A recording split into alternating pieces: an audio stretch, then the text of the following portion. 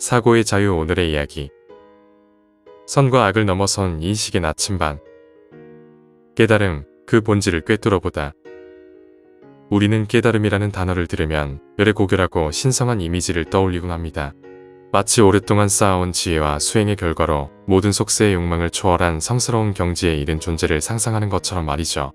많은 종교적, 철학적 가르침들은 깨달음을 도덕적, 윤리적 완성의 끝으로 제시합니다. 하지만 과연 깨달음은 그렇게 단순하게 선과 악의 잣대로만 재단할 수 있는 개념일까요?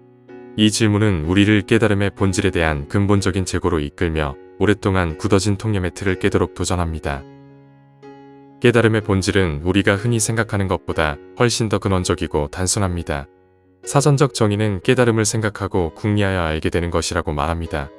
이 정의에서 가장 중요한 부분은 알게 되는 행위 자체입니다.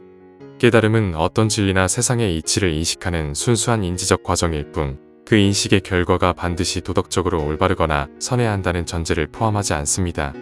우리는 깨달음이라는 개념에 오랫동안 선함이라는 가치 판단을 더 씌워왔습니다. 이는 깨달음을 단순히 지식의 습득을 넘어선 도덕적 관성과 동일시하려는 경향에서 비롯된 것으로 보입니다. 깨달음이 곧 선한 행위로 이어진다는 기대는 사실 깨달음의 본질을 축소하고 오해하게 만드는 원인이 되기도 합니다. 첫 번째, 인식의 경지. 나만의 지도를 그리는 법. 동서양의 위대한 정신적 전통들은 이 인식의 순간을 각기 다른 언어로 표현해왔습니다. 불교에서는 견성, 즉 자신의 본래 성품을 꿰뚫어 보는 것을 깨달음의 궁극적인 경지로 봅니다. 이는 마치 어둠 속에서 자기 자신의 진짜 모습을 발견하는 순간과 같습니다. 기독교에서는 이와 유사한 개념을 성령 세례로 표현합니다. 이는 혼돈 속에서 진실을 똑바로 직시하고 세상의 근원적 실제를 깨닫는 인식의 순간을 의미합니다. 이 두 개념 모두 개인이 세상이 돌아가는 원리를 있는 그대로 인정하고 그 속에서 자신의 욕망과 행동을 일치시키는 지점에 도달할 때 비로소 경험할 수 있는 경지입니다. 여기서의 인식은 세상이 정해놓은 기준이나 타인의 기대, 사회적 통념을 초월합니다. 대신 자기 자신과 세상의 본질을 깊이 있게 통찰하여 나만의 나침반을 얻는 것과 같습니다. 이 나침반은 외부의 지시나 유행에 흔들리지 않고 내면의 깊은 곳에서 길을 찾는 것을 가능하게 합니다. 나침반을 얻은 사람들은 각기 다른 길을 선택할 수 있습니다. 어떤 이는 그 나침반을 통해 세상의 무상함과 욕망의 허무함을 깨닫고 모든 것을 내려놓는 길을 선택할 수 있습니다. 이것이 우리가 흔히 생각하는 성자의 모습과 가깝습니다. 하지만 또 다른 이는 그 나침반을 통해 자신의 욕망이 어디로 향하는지 정확히 파악하고 그 욕망을 실현하기 위한 가장 효율적이고 강력한 지름길을 깨달을 수도 있습니다. 후자의 경우 깨달음은 욕망을 버리는 것이 아니라 오히려 욕망의 본질을 꿰뚫어보고 그것을 성취하기 위한 강력한 도구가 될 수 있습니다. 이처럼 깨달음은 본질적으로 인식의 문제입니다. 어떤 것을 알게 되었는가의 문제이지 그 지식이 선한가 악한가의 도덕적 가치 판단의 문제가 아닙니다. 깨달음 자체는 가치 중립적인 상태이며 그 이후의 행동에 대한 책임은 온전히 그 나침반을 든 사람의 몫입니다. 세상의 이치를 있는 그대로 깨달았다고 해서 모두가 부처나 예수처럼 살아야 하는 것은 아니라는 뜻입니다. 두 번째, 깨달음 이후의 선택. 길을 걷는 두 가지 방식에 대하여. 불교에서는 견성 이후의 오도, 즉 깨달은 길을 걷는 것을 강조합니다. 이는 깨달음이라는 인식에 머물지 않고 그 인식을 바탕으로 올바른 실천을 하는 것을 의미합니다. 마찬가지로 기독교에서도 성령 세례 이후에 성령 충만을 통해 성령의 인도에 따라 선하고 올바른 삶을 살아야 한다고 가르칩니다. 이 두 개념은 깨달음이라는 인식의 선함, 옳음, 고둠과 같은 윤리적 방향성을 더한 것입니다. 깨달음이 무엇을 깨달았는가에 대한 답이라면 오도와 성령 충만은 그 깨달음으로 어떻게 살 것인가에 대한 질문에 해당합니다. 깨달음은 목적지가 아니라 그 목적지로 향하는 여러 갈래의 길을 보여주는 지도에 불과합니다. 어떤 길을 걸을지는 전적으로 개인의 선택에 달려 있습니다. 이러한 선택의 다양성은 우리 사회의 여러 단면에서 발견할 수 있습니다.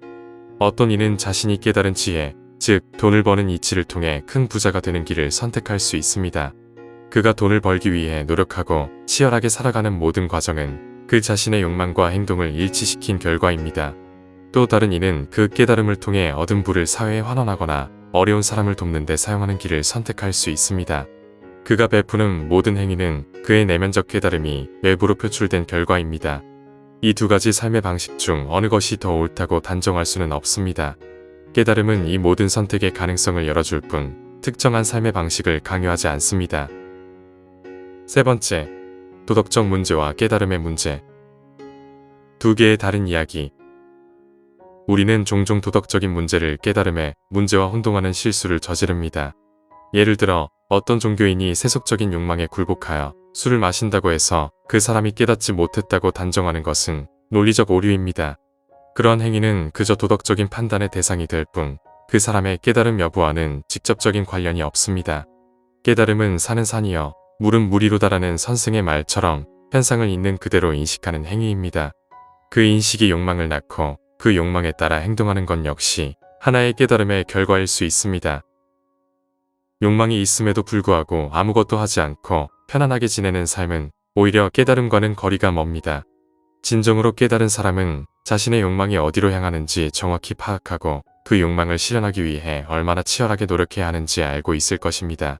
그 노력의 결과가 도덕적으로 비난받을 수 있는 행위일지라도 이는 그 사람이 깨닫지 못했음을 의미하는 것이 아니라 깨달음 이후 그가 어떤 길을 선택했는지를 보여주는 것에 불과합니다. 세상의 이치를 깨달은 자가 선한 길을 걷지 않는다면 그것은 깨달음의 실패가 아니라 선택의 실패인 것입니다. 결론적으로 깨달음은 선함이나 올바름과 같은 동의어가 아닙니다. 깨달음은 그저 인식의 문제이며 그 인식의 결과는 선과 옳고 그름이라는 이분법적 사고를 뛰어넘는 것입니다. 깨달음 이후의 삶은 각자의 선택에 따라 다르게 펼쳐집니다. 우리가 진정으로 논해야 할 것은 깨달음의 여부가 아니라 깨달은 자가 그 지혜를 가지고 어떤 길을 걸을 것인지에 대한 문제입니다.